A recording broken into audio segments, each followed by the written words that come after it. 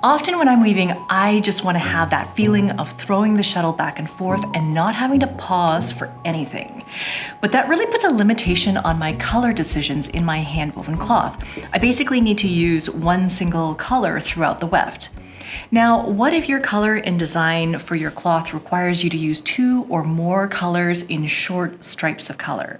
In that case, you have a decision to make. You either cut the yarn at each color change, or you carry your unused color along the side of your selvage. So if you're weaving a color and you need to change colors and that color that you were using is not going to be used again, then you just cut the yarn and you start with the new weft color. So just like in this project that we did for an earlier project for the School of Sweet Georgia. You can also do that if, say, you're going to use that same color again, but maybe not for several inches. So in that case, I would cut and then rejoin the color again later. But if you're weaving with multiple colors that only get used for a few picks at a time, and you need to reuse these colors over and over, like in a cloth like this with thin weft stripes or plaid or checks, then I need to carry the unused color along the side of my cloth. If you did cut and rejoin every time for a small stripe, then you would begin to get too much buildup on the edges of your cloth, and honestly, I think you would lose yardage in the process. I'm going to demonstrate how I weave with 2 weft colors and how I carry the unused color along the side of my work.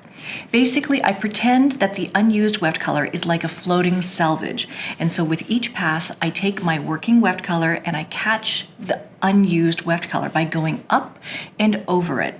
So now my floating selvage is parallel to my warp threads, and it's kind of hard to position my unused weft color parallel to the floating selvage. So what I would do is either place a small stool or side table next to my loom where I can rest the unused shuttle. Or I might use my loom bench or a tray. So with the Shacked Baby Wolf, the tray is in front of the cloth. With the Louette Spring, the tray is up above, which is super handy. And with the Mira, it doesn't have a tray, but what it has is a very wide loom bench. And so I would just use that to rest the shuttle that I'm not working with. I just take my working shuttle and I go around the unused yarn, then into the shed and out under the other floating selvage. Then as I'm beating the weft into place, I'll check the unused weft yarn and tug it to make sure that it's snug up against the side of the cloth.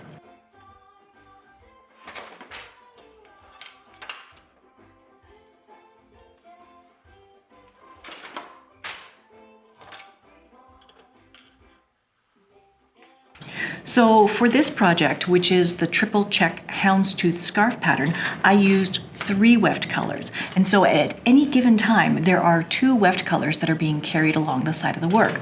So in order to do this so that there's not too much buildup on one side, I tried to make sure that the 2 unused weft yarns would be carried up on different sides of the cloth. If I carried them up both on the same side, then it would make a thicker and more noticeable selvage on one side. In order to do that, I basically start with one weft color from the left side of the loom, and I start the other weft color from the right side of the loom.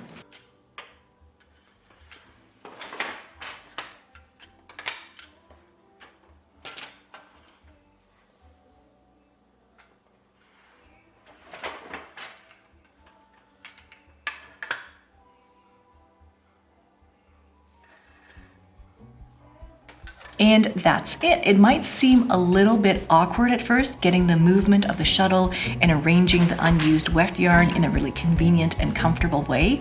But once you get the hang of it, it will work beautifully and your selvages will be nice and tidy.